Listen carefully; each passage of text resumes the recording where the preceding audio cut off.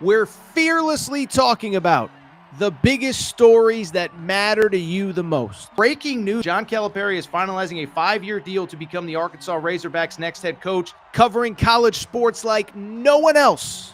The biggest guests in sports. We now welcome in Hall of Famer Jim Calhoun. Such a pride I had, I came to Connecticut. The legend, Tim Tebow joins us. We'll run it back. I like it. The legend, Herschel Walker.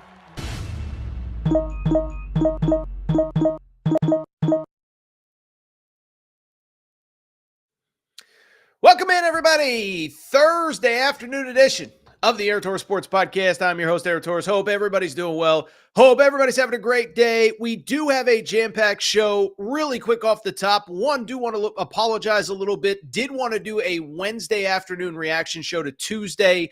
Listen, I live in Los Angeles. It is crazy here. I'm just want to say bottom of my heart, I'm very thankful that I'm okay, that my family is okay. I did actually have a lot of people reach out via DM, Twitter, Instagram, whatever.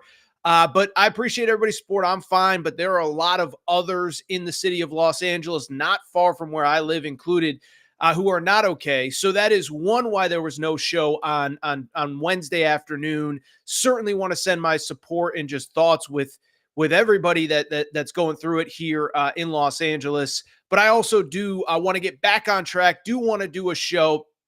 We'll focus on hoops today. I'll be transparent. I think we're going to, I don't know if we're going to go live after the Notre Dame, Penn State, or Texas, Ohio State games on Thursday and Friday night. I think it just depends on how things go. It's been a little bit of a chaotic week, but we will talk all college hoops today. So Arkansas loses again, falls to 0-2. Calipari, man, he is feeling a little bit of heat, I would say, just from the way he's operating. I think even Arkansas fans are a little bit frustrated with the 0-2 start. Really uninspired play by Arkansas. I think there's some negatives, obviously, but some positives as well we'll discuss. UConn loses in stunning fashion, just a weird ending. We're going to discuss that, as well as some weird media reaction to it. Dan Hurley did have some pretty funny comments after that game. I do want to briefly talk Illinois. I think Illinois might be better than anybody realizes. They win by 39 points without their best player on Wednesday night. And then we'll maybe just very briefly touch on some of the Tuesday night stuff that we missed. Kentucky loses to Georgia. Tennessee loses to Florida. Those Mick Cronin comments. Torres has a lot of thoughts on those Mick Cronin comments. So everybody come on in, drop your thoughts, drop your questions, drop your comments into the live chat. As always, if there is any super chats, we will prioritize those. And again, we'll see about the college football stuff on Thursday night and Friday. By the way, remember, you can always subscribe to the college football betting page for our preview stuff that we did throughout the week. Before we get started on today's show, first of all, do want to remind you, make sure you're subscribed. Aaron Torres Pod YouTube channel. We are so close to 50,000 subscribers. Cannot believe how close we are. Cannot thank you all enough for your support.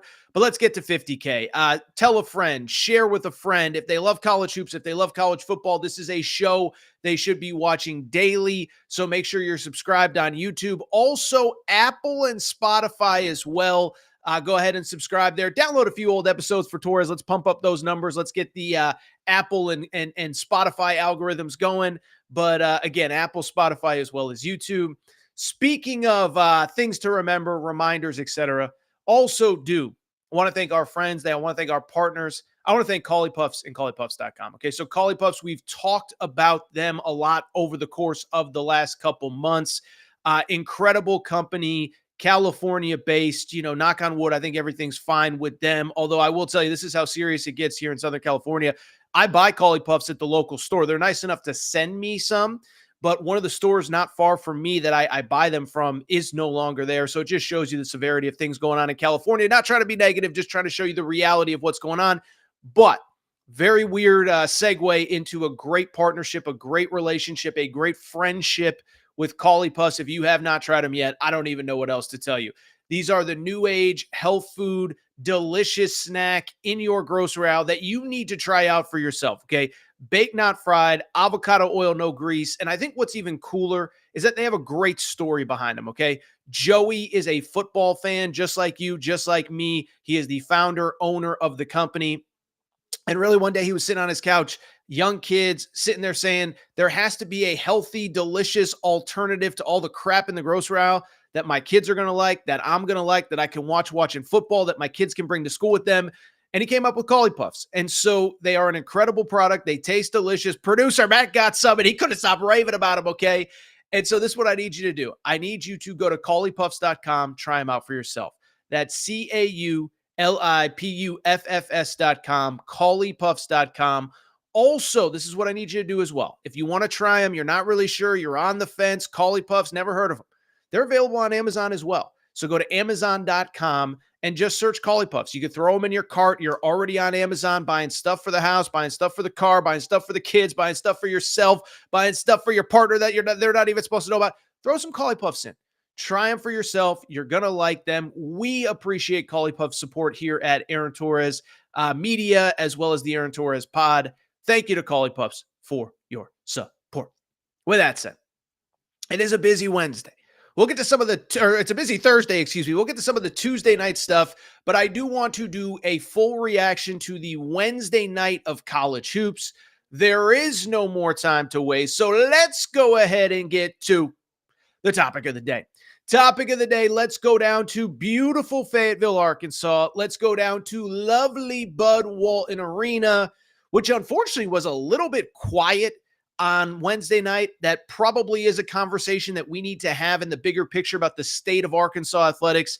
Maybe I'll call up my buddy John Neighbors or Curtis Wilkerson or something, have him on, because it just feels like the vibes are low right now. You were hoping basketball would get those vibes back up. You lose to Tennessee over the weekend, and yeah, it's weird. And yeah, Cal says the thing about the walkthrough, it wasn't a big deal. People tried to make it a big deal, whatever. But you're coming back home. This is the SEC.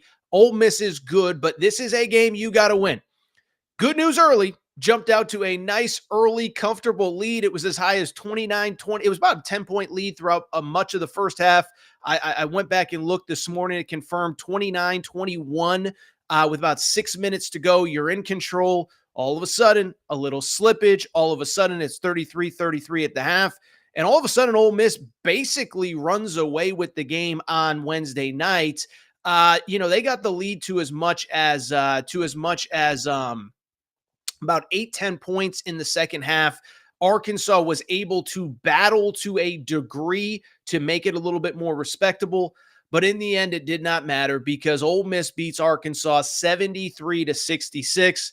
And here we are with Arkansas. It is now basically a third of the way through January, very early in SEC play, but they're 11-4.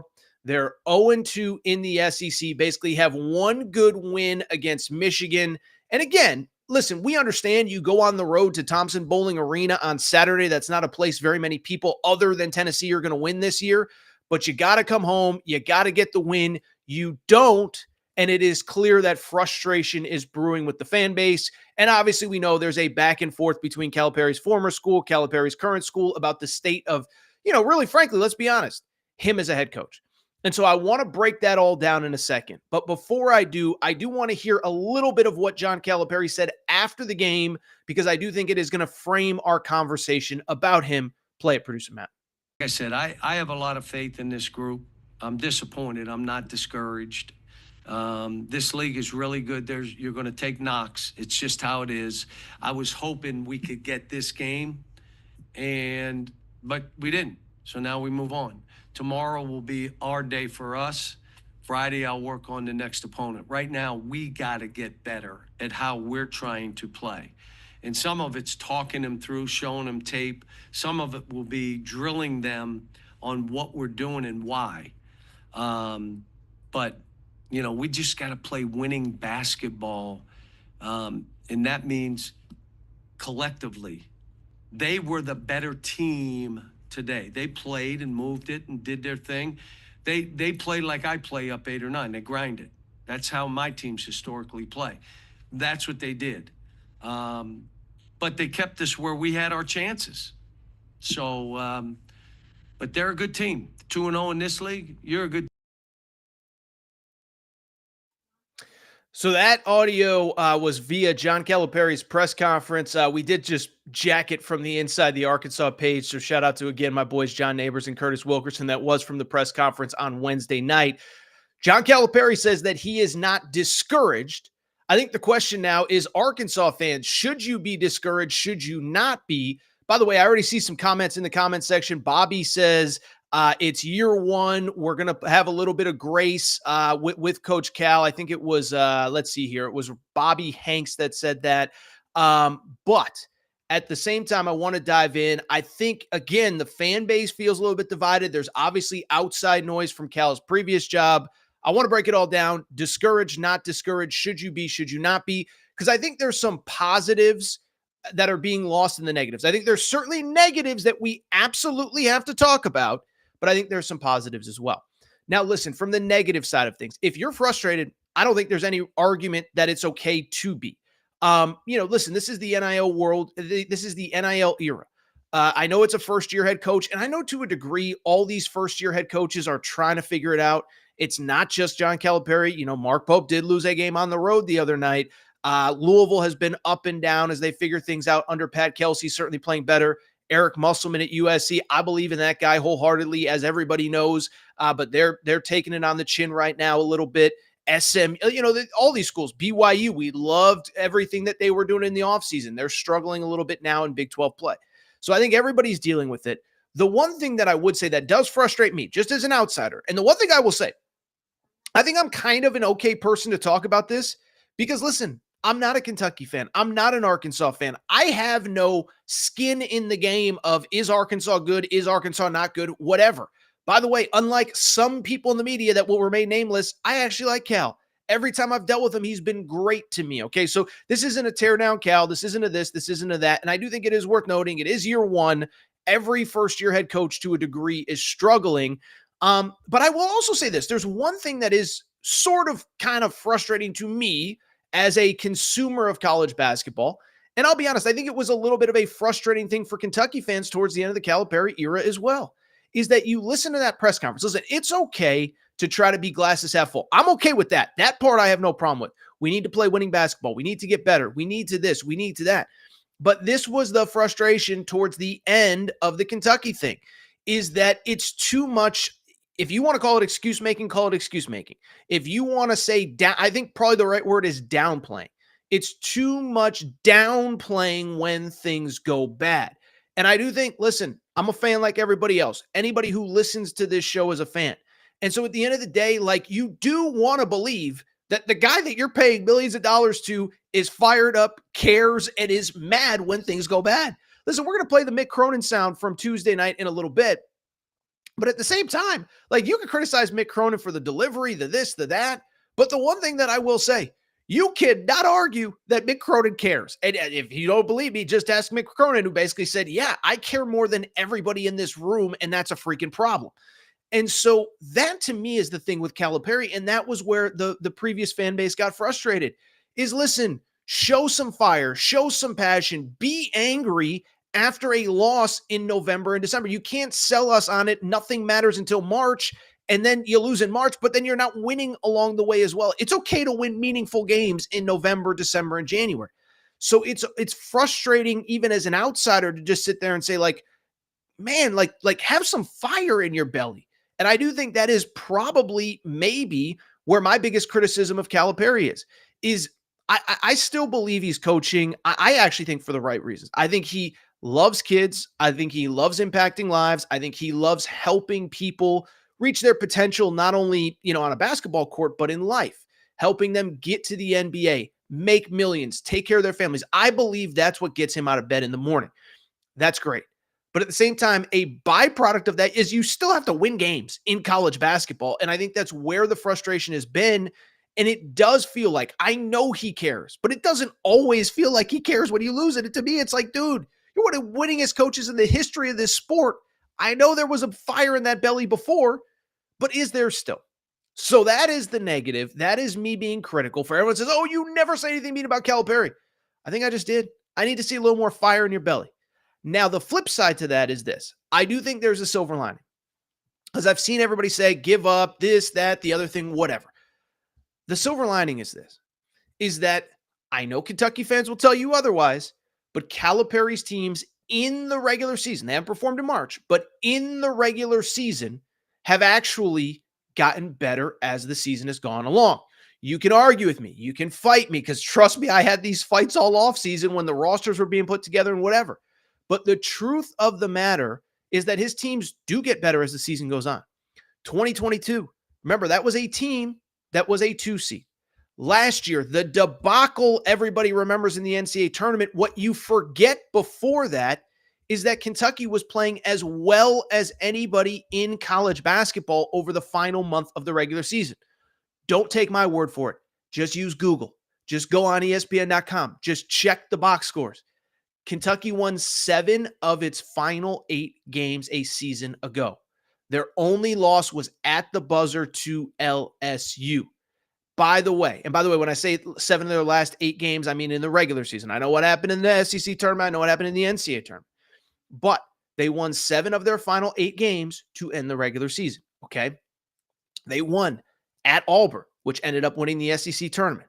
They won at Tennessee, which ended up being an SEC regular season champ that also, on top of that, made the Elite Eight. And if they weren't playing Purdue, could have gone to a Final Four. Purdue and UConn were the 2 best teams last year. I think Tennessee, maybe the 3rd best team in the country. Calipari's team beat them on the final day of the regular season. Alabama, easy to forget, made a Final Four. Easy to forget, 3 weeks before. Kentucky punked them at home. And so if you're an Arkansas fan looking for a silver lining, it is that his teams do get better over the course of the season. They get more comfortable. They, whatever, make plays, win games, whatever. I'm not saying it will happen this year, but I'm saying it can. What I will also say, I think Saturday all of a sudden is very important because you are looking at a Florida team. Listen, I think Florida is one of the 5 best teams I've seen. And yes, I'm a guy that a week ago was literally like, I don't know how good Florida is. Well, I've completely switched my stance, obviously. Easily could have won at Rupp Arena. Great game, great effort by them. And then they destroyed Tennessee on Tuesday night. So if you're Arkansas and you want any sort of positive momentum, go ahead and beat Florida this weekend. Good luck, because that is going to be a very, very, very challenging game. Don't think it changes the fact, though, that he has been better over the back half of the year. And I think what's also worth noting, the schedule is manageable if you make adjustments and if you do what is necessary. After Florida, at LSU, at Missouri, Georgia at home, Oklahoma at home, before you go to Rupp Arena on February 1st. So of these final, 2, 4, 5 games before you go to Kentucky, I do think 4-1 is absolutely in play. Listen, Florida's great. It's going to be a different, expectation going on the road and winning at Bud Walton Arena. Not saying it can't happen. I'm just saying we'll see if it does happen. LSU, not very good right now. I think Missouri's good, but that's a place you can win. Oklahoma, I'm a little bit more down on them than most, and maybe we'll even talk about them, blowing a huge lead against Texas A&M in a minute. So I think there are legitimate frustrations. I think there are legitimate reasons to be mad. I think most of the Arkansas frustration feels to me, I'm not trying to speak for Arkansas fans, but it feels to me like it's more a byproduct of the entire athletic department than it is just the basketball team. But it doesn't change the fact that you were at home. That was a game you should have won. That was a game you could have won. That was a game you didn't win. And I think everybody has the right to be frustrated. As you can see, by the way, at the bottom of the screen, make sure you're following our Torres on the Hogs page for all your late-breaking Hogs news. Obviously, anytime we'll talk Arkansas, that will be linked to the page as well. So we appreciate you tuning in. All right, so what we're going to do, take a quick break, come back. When we come back, we're going to talk about the rest of a busy Tuesday and Wednesday in college hoops. UConn, not only a weird loss, but weird reaction to it in the media. We'll discuss that. I think Illinois is really good. Some Mick Cronin commentary. We will even talk a little bit about the Tuesday night games. And then by the way, I'm going to try to figure out what we're doing for college football over the next 2 or 3 days. Just don't know yet with the late games, Thursday into Friday. We'll figure all that out. It's all basketball today. We got to get you something before the games start back up in college football tonight. Quick break. Be right back. All right, we're going to get back to the show in a minute. But before we do, many of you ask me all the time, Torres, what can I do to help support the show? You give me hours and hours and hours of content every single week. What can I do to help you? Well, I'll tell you what, do me a quick favor. Check out the Aaron Torres Media merchandise store for all of your team-specific shirts, hats, and more, all available at aarontorresonline.com/merchandise. A lot of you wondering, Torres, what can I get in that merch store? Well, first of all, we got our brand new Hope and Pope Kentucky basketball t-shirts. That's right. Mark Pope has arrived. He is here to save the day.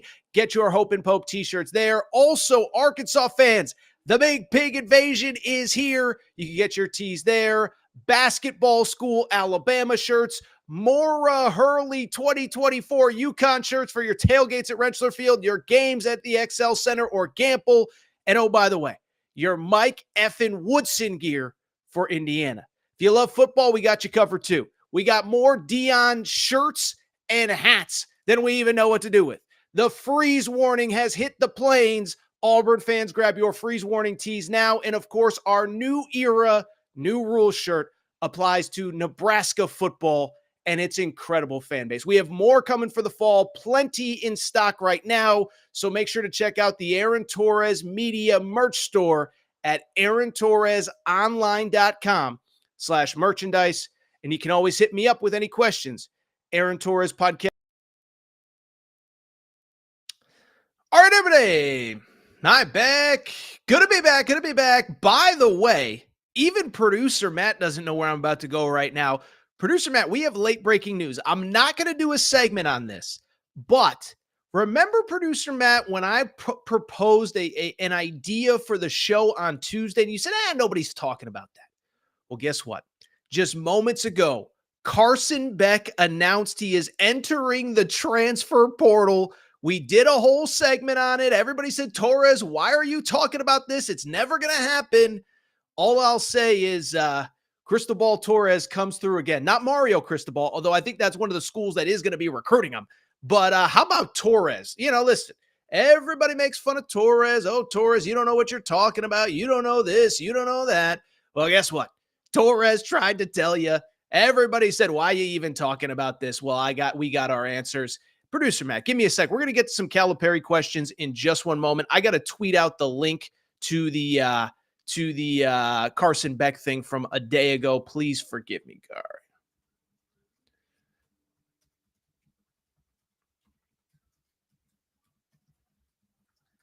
Hold on one sec. I love being right.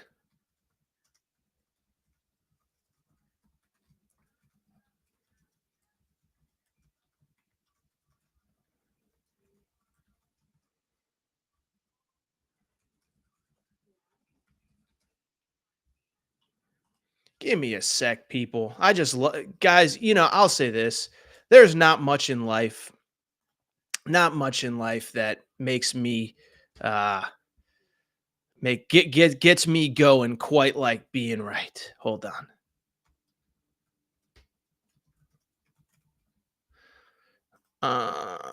All right, give me one sec, people. You weren't ready for that one, people. You were not ready for that one. Yeah, so let's just say, producer Matt, I'll tell you what. All right. This is thank you, producer Matt, for dropping the link to Carson Beck in the comment section. Stay with our show until we're done. Then you go listen to Carson Beck.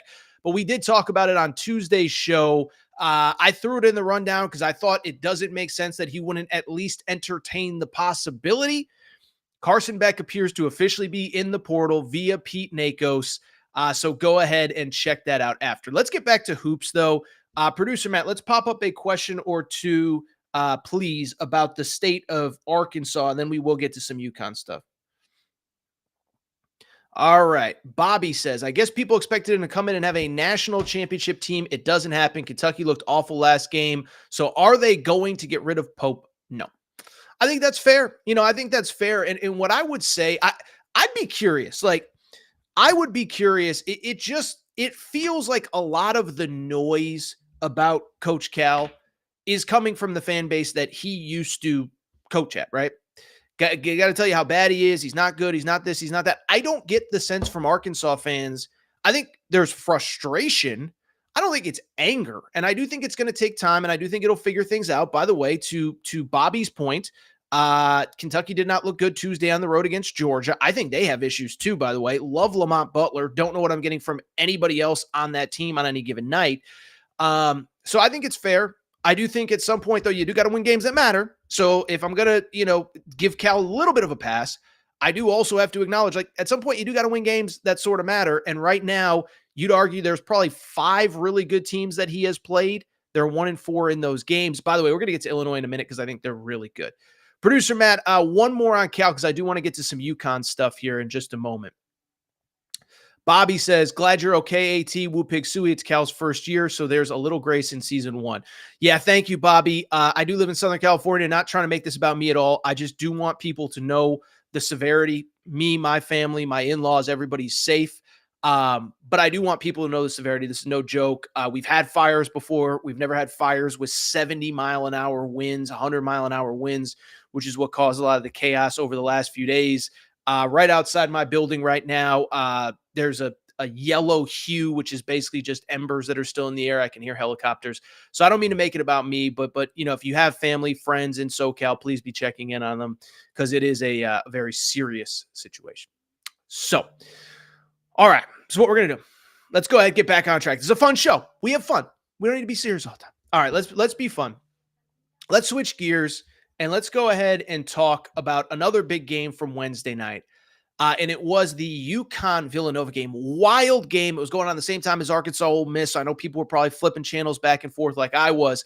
But there's a lot to talk about. There's a lot to dive into. Villanova gets the win 68-66.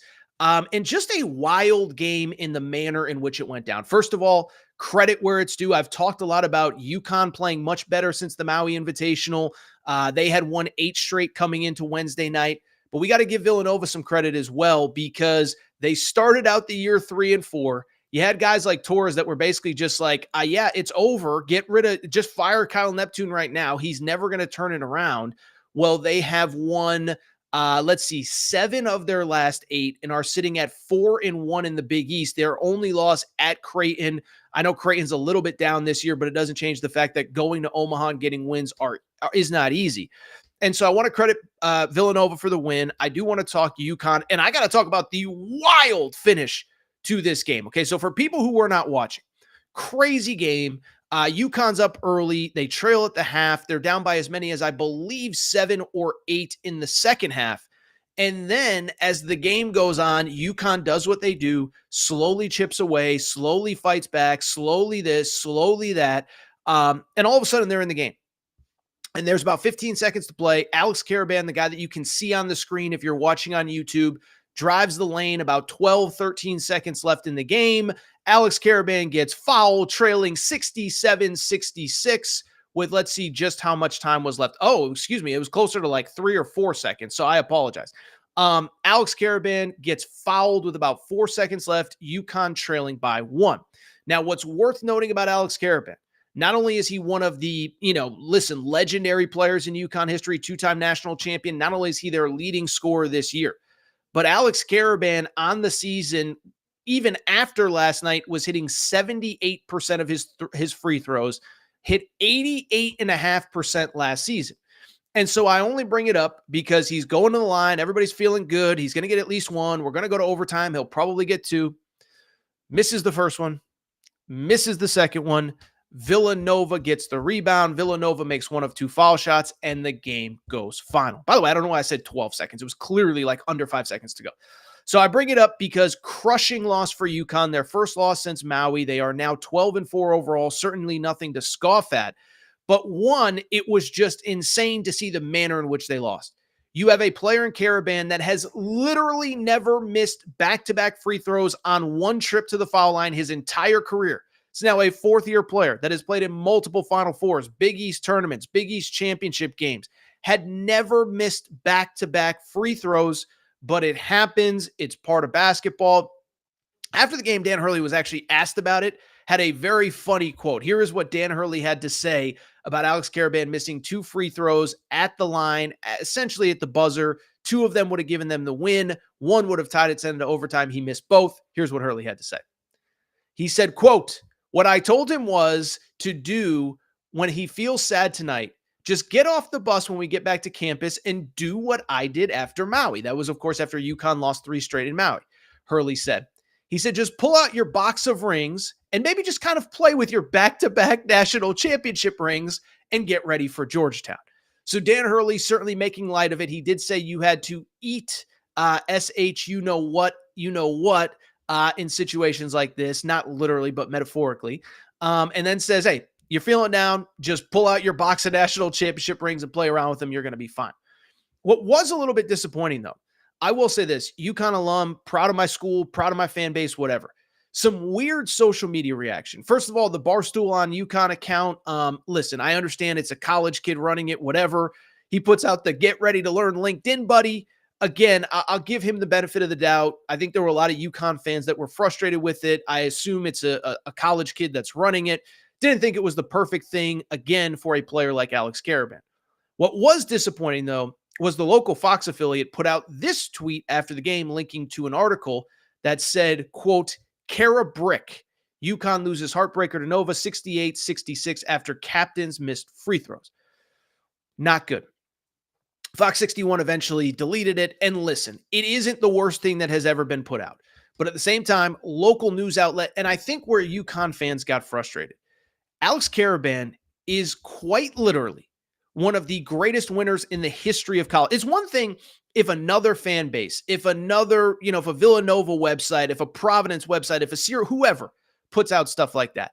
But what I will say, I do think it is a little bit disappointing by the local media who covers the team to put out a caption like that, because at the end of the day, Alex Karaban is quite literally one of the greatest winners in the history of college basketball. Back-to-back national championships the last 2 years. Has played in three NCAA tournaments. Barring something shocking, will play in a fourth NCAA tournament this year, and who knows how far UConn's capable of going. We'll discuss that in a minute. As a matter of fact, it's not even just my opinion that Alex Karaban is one of the greatest winners of all time. Sean Miller actually said it after UConn played Xavier a few weeks ago. We didn't pull the audio. We didn't have time. I didn't even think to ask producer Matt for it. But Sean Miller basically said in passing something to the effect of, listen, if we credit Bobby Hurley and Christian Laettner as guys as some of the greatest winners in the history of college basketball, why are we not talking about Alex Karaban the same way? Why are we not talking about this kid as one of the great faces of the college basketball in the history of the sport? Two-time national champion, as we said, three-time NCAA tournament, headed to a fourth NCAA tournament, whatever. So one, I give UConn fans credit for standing by their guy. Two, it's disappointing, but I don't think it's that big of a deal. Guys miss foul shots all the time. And three, let's just talk about these teams pretty quickly before we get to the rest of Tuesday night and Wednesday night in college hoops. From the Villanova side of things, I want to take half a second and just shout out Villanova, okay? Because Villanova, like I said a minute ago, they are a team I had kind of given up on. First of all, you go back to last year, one of the most high-profile transfer portal recruiting classes in America. They disappoint. They miss the NCAA tournament. This year, if you actually pay attention to the portal, and I know that you guys do because you listen to this pod, I remember talking about them in the summer like, I don't really know about this team that they've put together. Missed out on a lot of guys. They did have Eric Dixon coming back. To their credit, they got Wooga Poplar late. I think a lot of people will remember that name, was recruited by Kentucky, among others. And he has been really good. 14 points per game on the season, 18 points against UConn on Wednesday night. So he's playing really well. And I do have to give credit to UConn or to Villanova for turning things around. Listen, because they took some bad losses early, Columbia, St. Joe's, etc., I think it's a little bit early to start talking about them as a tournament team, but they're 4-1 right now in Big East play. As I said, their only loss was at Creighton, which is no slouch of a team. And then overall, you got the win over UConn. You have an out-of-conference win over Cincinnati, excuse me. And I think the important thing, too, is to their credit, they're taking care of the teams they're supposed to in league play. Beat Butler, who's not very good. Beat DePaul, who's not very good. Beat a couple other teams. And, beat Seton Hall as well. So I want to give them credit. The toughest part of their schedule is ahead, but it doesn't change the fact that they are playing really good basketball right now and deserve that credit. From the UConn side of things, one, again, the Karaban stuff, I don't care about. Guy's a legend, guy's a whatever. But I've seen other people make this point, and I do think it is sort of an important one about the Huskies overall. As I mentioned, UConn had won 8 straight since they returned from Maui, but what was notable was the one that they won on Sunday. They did it without Liam McNeely, who suffered a high ankle sprain against DePaul early in Big East play and is out for the next few weeks. And so not only is this team trying to figure itself out, but now you lose your best player, a player that is still being projected as a lottery pick this year in the NBA draft in McNeely. And I think it was kind of cool to see them rally. And I think it's kind of cool that even on the road in a tough environment, they were right in this game and had a chance to win. But more importantly, and I do think this is important, okay? I do think this is important, is that UConn, as they move on without Liam McNeely. Now, the first thing is they're in pretty good shape. They play Georgetown this weekend, who I think Georgetown's actually really good. I've been saying it. I saw them in late December. I was like, this is a real team right now. Ed Cooley's doing a good job. They play at Georgetown this weekend. Then they have a full week off. Then they have 2 home games back-to-back. So you're essentially talking about trying to get out of January with 1 road game, a week off, and then 2 home games on top of it.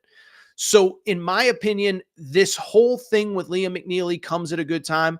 But what others have mentioned, and this is important, is that I think it's going to be a blessing in disguise for UConn, because they've had some other guys that, listen, everybody has guys that are trying to figure out their roles, et cetera, at this time of the year, that maybe when Liam McNeely is in the lineup, they're either not playing as much, or they're not as confident, or they don't want to shoot, or they defer to Liam McNeely. Well, guess what? Some of those other guys have stepped up the last game or two. First of all, Hassan Diarra has been awesome. I don't know where he ranks in the Big East right now, but there was questions. He was Big East 6th Man of the Year last year. Can he come in and be a lead guard? Well, especially the last couple games when they have most desperately needed him, he has been awesome. He was great against Providence the other night. On Tuesday night or Wednesday night, I keep saying Tuesday, on Wednesday night against Villanova, 11 points, 9 assists in that game. But also Jalen Stewart. He was one of those guys that coming into this year, okay, how good is he and what do we need to know and what do we expect? And had a couple really good games in the Big East tournament. Is he going to be that breakout guy? Is he going to be an NBA type caliber player? Hasn't really shown it much this year except for a game or two in Maui. Well, he has 14 points in that game on Wednesday night against Villanova. And so the blessing in disguise might be, listen, you never want to lose a player to injury. You never want a player to suffer an injury. That's not what I'm saying.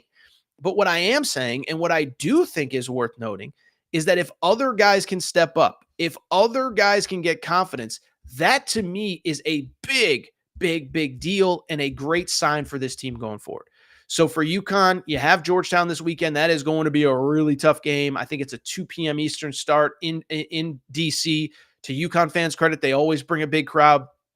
One thing I'll say about Georgetown, I respect what Ed Cooley's doing. It doesn't feel like the crowds have really come back yet and figured things out. So maybe it'll be a pro UConn crowd, partisan UConn crowd, whatever. I could go on and on, but I just bring it up to say UConn, 1, very weird reaction from some in the media to Alex Caravan, but 2, think it's a blessing in disguise. And we do have to give Villanova some credit on picking up that win. All right, couple other things that I do want to get to.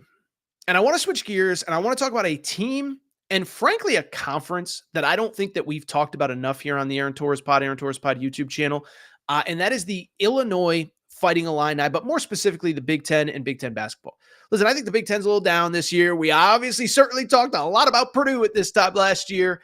Some people didn't like what I had to say, but whatever, it's neither here nor there. But the Big Ten is kind of interesting this year. Purdue's a little bit down. It's what happens when you lose a 2-time National Player of the Year. Indiana's actually getting very good. UCLA, I thought was good. And then now they've lost a couple straight, and Mick Cronin's just cursing out everybody in the media, or everybody in the locker room, I should say. But there is a team that I do want to talk about, and it's the Illinois Fighting Illini. And I want to go back to Sunday Night Show. On Sunday Night Show, we did a live stream. And I want to give credit to a listener. Obviously, there's no way to go back and see what questions were asked during the live stream.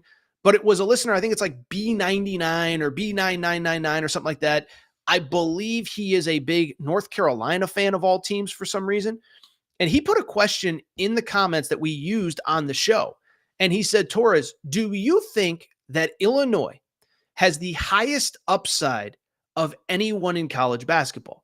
And I thought it was a great question. And I think we have to revisit that question because Illinois on Wednesday night beat Penn State by 39 points without their best player. They are steamrolling everybody.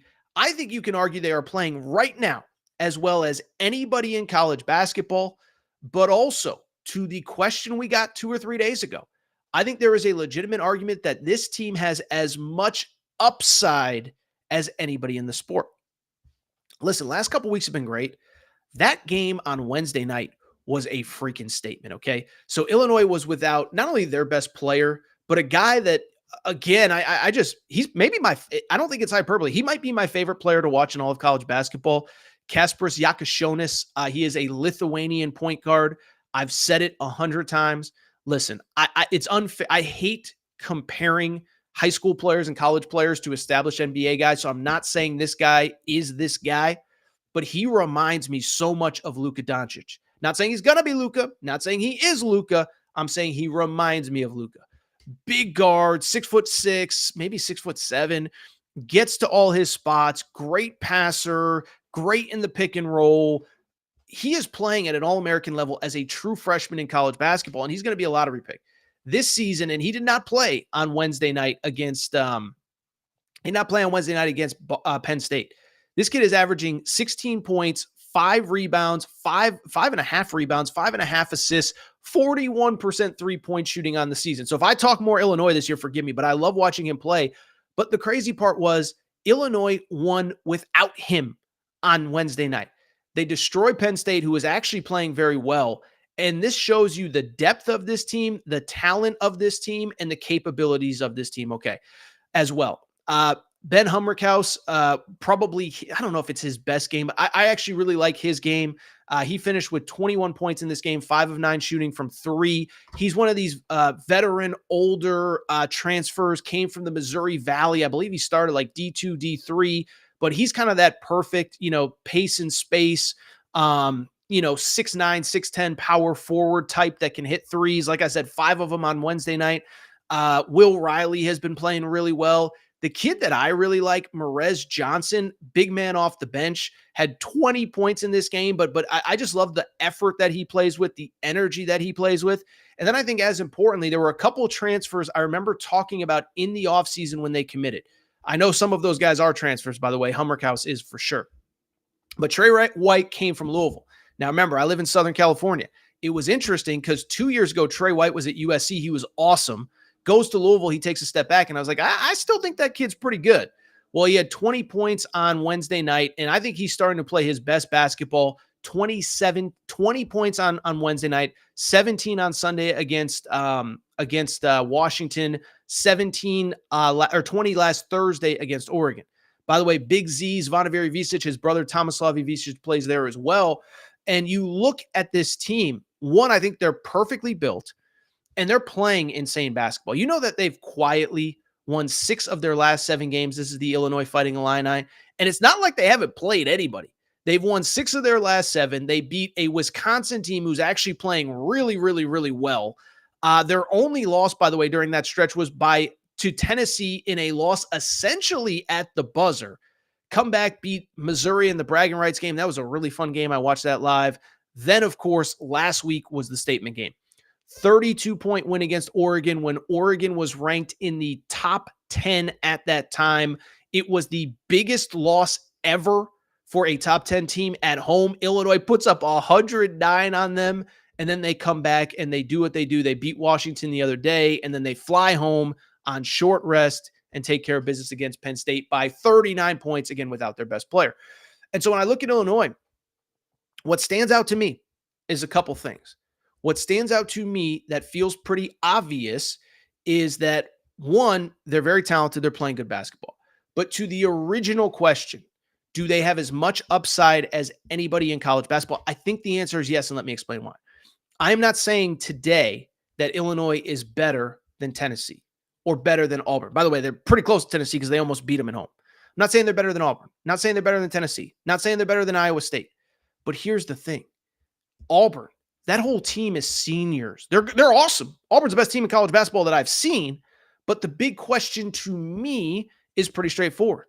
Is Auburn's already hit their ceiling. It's just a matter of if they are playing their best, I don't know who can beat them. Tennessee, veteran teams, Zakai Siegler, senior, Chaz Lanier, senior, Jemai Mashak's been there a minute. Iowa State, that whole team came back from last year. Well, Illinois' best players, freshman Yakashonis, NBA player, but that has nothing to do with it, but he's a freshman. Merez Johnson playing really well. He's a freshman. Big Z is 21, 22, but he is technically in his first year of college basketball. I think he's listed as a sophomore because can't make 22-year-olds freshmen. But they're a young team, and I think they're only getting better, and I think they're only getting more confident. Now, the one thing I will say, this is college basketball. It's not college football. You're going to take losses along the way. Interesting schedule coming up, to say the least. USC and Eric Musselman come to town this weekend. Also at Indiana, which is all of a sudden playing really good basketball. They're 13-3, 4-1 in the Big Ten. And Michigan State, which actually plays on Thursday night. So these results may change.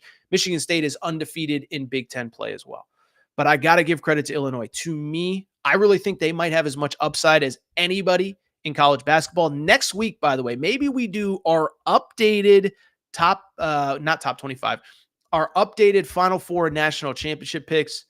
I think right now, if I was picking a Final Four, I would probably have Illinois in it. And I certainly think they're the best team that I have seen in the Big Ten. All right, really quickly, let's just get to some other news and notes from throughout the last couple days. I think it's worth noting. I don't want to be negative Nancy here on a Thursday. Texas A&M did come back and beat Oklahoma 80-78. A&M trailed by 9 at the half. They were down by 18 in the second half. Listen, it's going to sound like I'm picking on A&M. I think A&M's really good. I do think, though, that I think the bloom is about to come off the rose with Oklahoma. Listen, Oklahoma's a team the last 2 years under Porter Moser. They've been really good in the out-of-conference, really struggled once they got to league play. I don't know why that is, but it is just what it is. And so I just bring that up to just say that, I don't know that when we look back, I know Oklahoma's ranked in the top 20 right now, but I don't know when we look back on the season that this is going to be the greatest win that everybody's talking about. But when you come back from 18 down on the road, that is worth noting. A&M, one of 5 SEC teams that are currently 2-0, shows you how deep the league is. Florida's already taken a loss. Tennessee's already taken a loss. Kentucky's already taken a loss. Of course, Arkansas, Oklahoma, Texas, among others that have already taken 2 losses. Credit A&M. This is an interesting fact. I believe Saturday will be the first ever top 10 matchup at Reed Arena. They host Alabama. So I don't know if we're going to have time to preview that one, but you talk about a huge game for Texas A&M and that fan base.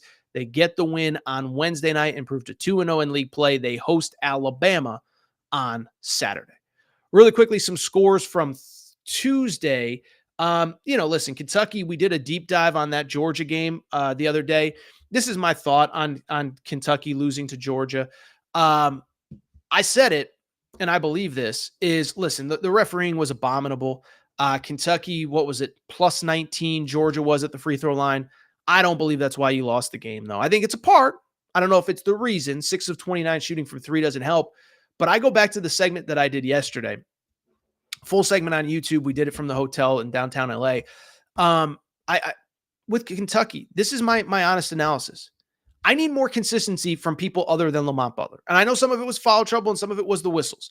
But if you look at this team, look at what they did on Saturday versus Florida. 6 players in double figures, 106 points. On Tuesday, you had 3 players in double figures. One of them was Otega Owe, who shot 3 of 14 from the field. The other one was Brandon Garrison, who didn't even have a good game against Florida. So on the one hand, I know it shows in some ways how deep that team is because they've had 7 different players over the last 2 games scoring double figures. But I need more consistency from these guys. I talked about it on Tuesday night, so I'm not going to spend or Wednesday night. My days are all screwed up. Talked about it on Wednesday night. The point I'm trying to make is that, listen, I need consistency from these guys game to game. Andrew Carr looks like an All-American one game, has 6 points against Florida. 6 points against Georgia, doesn't hit a 3. Amari Williams looks like baby Shaq against Florida. He's bowing up and throwing elbows and kicking butt and taking names. And then against Georgia, he's in foul trouble, can't stay on the court. Again, you want to blame some of it on the refs, that's fine. Kentucky, we'll see. By the way, Mississippi State's a real team. Mississippi State is a tough, physical, mean team. Kentucky has to get back on track this weekend at Mississippi State. We will see if they do. Also on Tuesday, Tennessee loses to Florida. I think that's more of a Florida is awesome thing than a Tennessee is bad or we've misevaluated Tennessee. Listen, Tennessee destroyed Arkansas. Tennessee won at Illinois. Beat Baylor, beat a bunch of teams early in the non-con play. Tennessee's a really good team. I think Florida is just really good as well. I don't blame Florida because they lost by 6 at Rupp Arena when they scored 100 points. I think Florida's a legit Final Four-ish type team. So is Tennessee, but I think that Tuesday night result was about Tennessee more than it was anybody else. I think those are the major results that I want to get to. Before we get out of here, I should spend at least half a second talking about my boy Mick Cronin, or as I call him, Big Mick Energy, baby. That guy's got some Big Mick energy, and he was not afraid to put it on display on Tuesday night, okay? So UCLA, kind of a weird couple weeks for UCLA. So I went to their game against Gonzaga 2 Saturdays ago. It was the Saturday before New Year's. They played in Inglewood. They played at the Clippers Arena. And I only bring it up because of the fact that that I go to that game. They're coming off a weird loss to Carolina where they were up the whole game, fall apart late. And Mick Cronin was like raving, like, I loved my team's toughness. I loved my team's resiliency. They easily could have lost that Gonzaga game, but they made more plays down the stretch. Ryan Nembhard missed a foul shot, whatever. But you sit there and say, okay, UCLA's turned a corner. We talked about the Big Ten a minute ago. Excuse me. I said, I think Illinois is the best team, but I thought a week ago it might be UCLA. Well, since that loss, since the win over Gonzaga, UCLA has lost its last 2 Big Ten games. They lost at Nebraska on Saturday. Now, Nebraska's actually, believe it or not, pretty good. Nebraska's 12-3 overall. But then they lose to Michigan on Tuesday night. Wild game because of this reason. They fall down 10 at the half. They come all the way back and make it a game, and then end up losing by 9 after they end up losing by 19 when it was all said and done. So outscored by 10 in the first half. They end up being outscored by 10 in the second half after making a big run out of halftime. At one point, they cut the lead to, let me see here, 40. They cut it to about 6. So they were down 10. They cut it to 3 with 16 minutes to go and end up losing by 19. Well, one thing about Mick Cronin, he will tell you exactly how he feels. Here is what Mick Cronin said after the game. We're soft. So don't tell me you want to win. Like, just don't tell me you want to win. So don't tell me you want to win. It's crazy, you know, and it's every day. I'm tired of it. It's every day. I have the most energy of anybody at practice every day. I'm upset with everybody in that locker room, my assistant coaches and my players. I mean, I don't need to do anything else. I almost got 500 wins. I'm only 53. I mean, it's a joke. It's a joke. But yet I come in and I have more passion and energy and pride than everybody, and that's the problem. So what the truth of it is, Ben, it's really hard to coach people that are delusional. The hungry dog gets the bone. We got guys that think they're way better than they are. They're nice kids. That was a hell of a quote. That was a hell of a thing for Mick Cronin. Okay, so let's recap. Okay, so first he says basically his whole everybody stinks except for him. His assistant coaches, his players, his whatever. He then makes sure to mention, hey, listen, I got 500 wins. I'm chilling, okay? He then says his players are delusional, which I loved as well. There's a lot to peel back in this one, okay? So let's go ahead and dive into Mick Cronin's comments. First of all, let me say this. It is tough because I am a person, I love when these coaches get real. Like, I never have a problem with what Dabo Swinney says when he says something that pisses people off, or when Jim Harbaugh was in college football, or when Nick Saban says this. I would rather have people in sports that are honest, that are real, that tell you exactly how they feel all the time than the boring, you-know-what coach speak. Like, part of the reason that clip went so viral is because coaches don't talk like that in public. Now, like I said, I think there's some schools that wish their coaches did talk a little bit more like that. You think Arkansas fans don't wish John Calipari had a little fire in his belly like that right now? So it's hard for me to be critical of that in the moment. What I would also say is this. And again, you can see on the bottom of the screen, it's really hard to coach people that are delusional, end quote. Okay. I guess what I would say is, at the one point, I don't want to criticize guys for being honest, because it makes my job easier. It gives us stuff to talk about. The counter to that, let me also say this. Sort of, kind of, a little cringy from Mick Cronin for this reason. Listen, Mick Cronin's a great coach.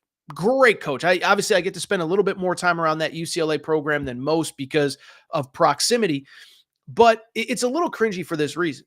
He's had a ton of success everywhere he's been, okay? Ton of success at Cincinnati, comes to UCLA.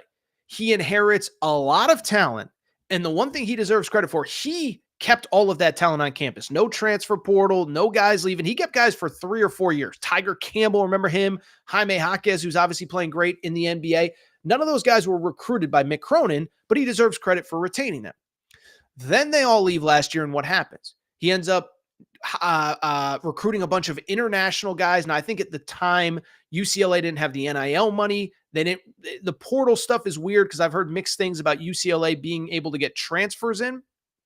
But I solely bring it up to basically say this, is that last year the team stunk. And do you remember what he said at the time? He said, listen, it comes down to NIL. He goes, we're the Cincinnati Reds. We're competing with the Los Angeles Dodgers. And I've told my boosters, if you want to be the Los Angeles Dodgers, then put me on a level playing field. And I'm paraphrasing a little bit, but he called UCLA the Cincinnati Reds, and he called everybody else the Los Angeles Dodgers. So he clearly, to his credit, raised the NIL money in the offseason. And so now all of his players are delusional. All of his assistants are delusional. Well, at some point last year, your players weren't good enough. This year, your players aren't good enough. It's worth noting, by the way, in his first year when they weren't winning, it was the 2019-2020 season. He flipped it around late, but he went on a crazy rant in 2019 as well, 2020, about how bad his team was then. And so it's not like the worst look, but it's not the best look. But the one thing I will say, he has used this to motivate his teams before.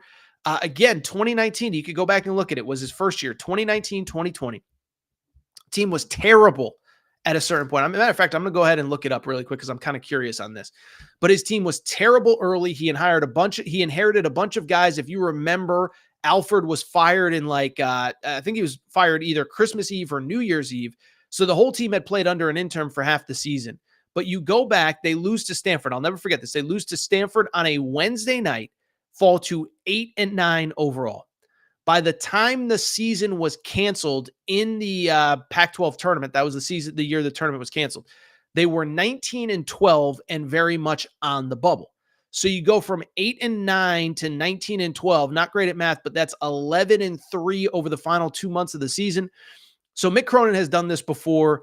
Didn't think it was the best look, but listen, I'm not going to be one of those guys. Oh my God, you can't say that. No. I thought it was funny more than anything. I also think, dude, you blamed NIL last year. Now your players are delusional. At some point, some of it does fall a little bit on you. Producer Matt, before we get out of here, we got any questions? I'm fired up now, man. Like, this is fun, man. I've had so much fun doing today's show. Let's see. Okay, Luke, this might be a standalone segment. You know what? Producer Matt, this is what I need you to do. I need you to figure out a way to copy and paste this and save this, because after college football, we are going to do a college hoops mailbag. I have like 3 great questions already lined up, but I want to include this one. I'll be quick on this one right now. Luke asked an amazing question that we're going to dive into later on as we get deeper into college basketball. He said, shouldn't the ACC be incredibly concerned that the SEC has completely and utterly surpassed them in basketball, which was their only calling card until the last few years? It doesn't seem like the ACC cares. So, Luke, unbelievable question. I brought this up, by the way, after the ACC-SEC challenge. The SEC went 14-2 in the ACC-SEC challenge. The only wins that the ACC got was Duke at home. Now, admittedly, it was a great win against Auburn, the only loss Auburn has all year. But it was Duke against Auburn, and it was Clemson against Kentucky. ACC went 2-14. And I said, that's got to be sounding the alarm bells in that league office. And what I could say is a couple things. One, I think there are some schools that are not capable of competing financially with the SEC, but it ain't all of them, okay? It's one thing if Boston College isn't good. Boston College has no NIL, okay. But you look at this league, and I think a couple things have happened.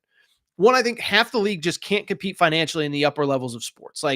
No disrespect to Georgia Tech, no disrespect to Boston College, to even Pitt, who's playing well. I don't think those schools have NIL like Ole Miss does, like Arkansas does, like Kentucky does, etc.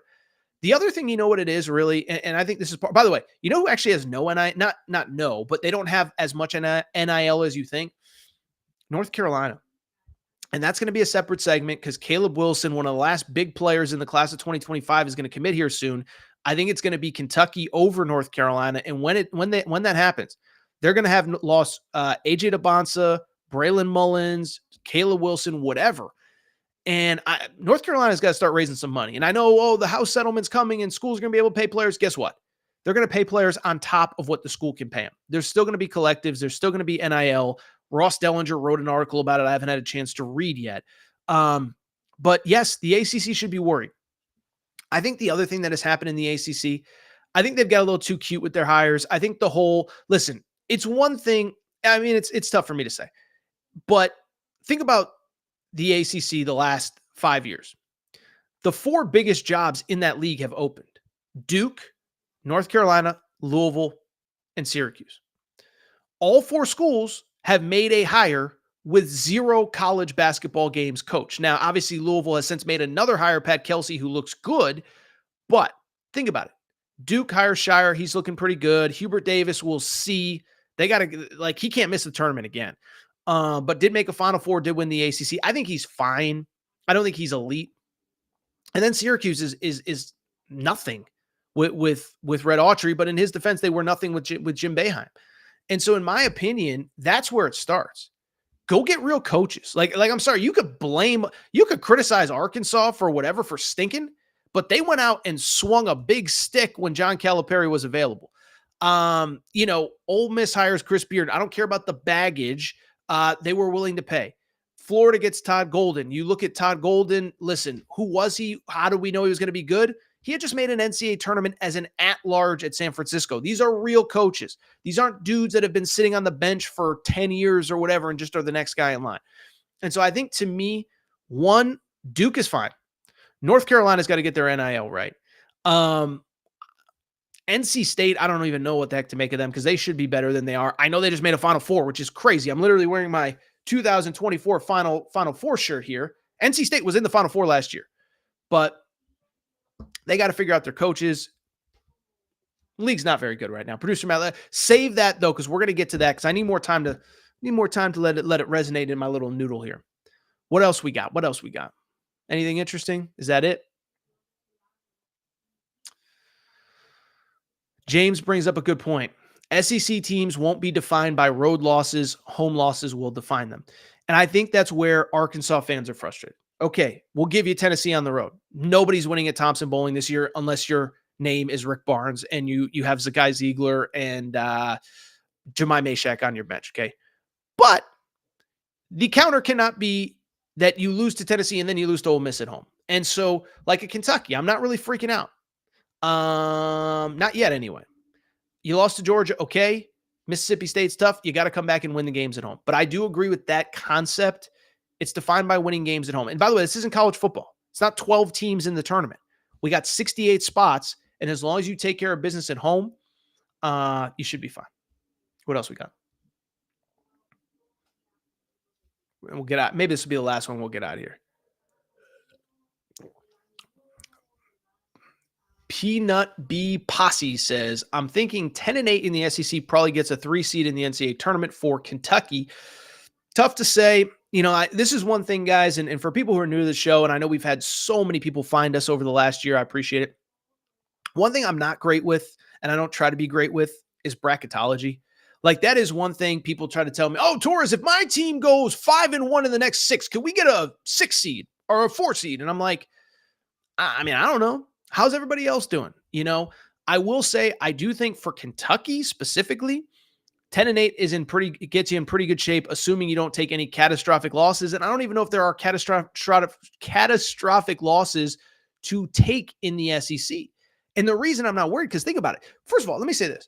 That Duke win, Kentucky fans, it's only going to get better and better over the season. Like, Duke just smashed SMU and smashed Pitt, who are NCAA tournament caliber teams.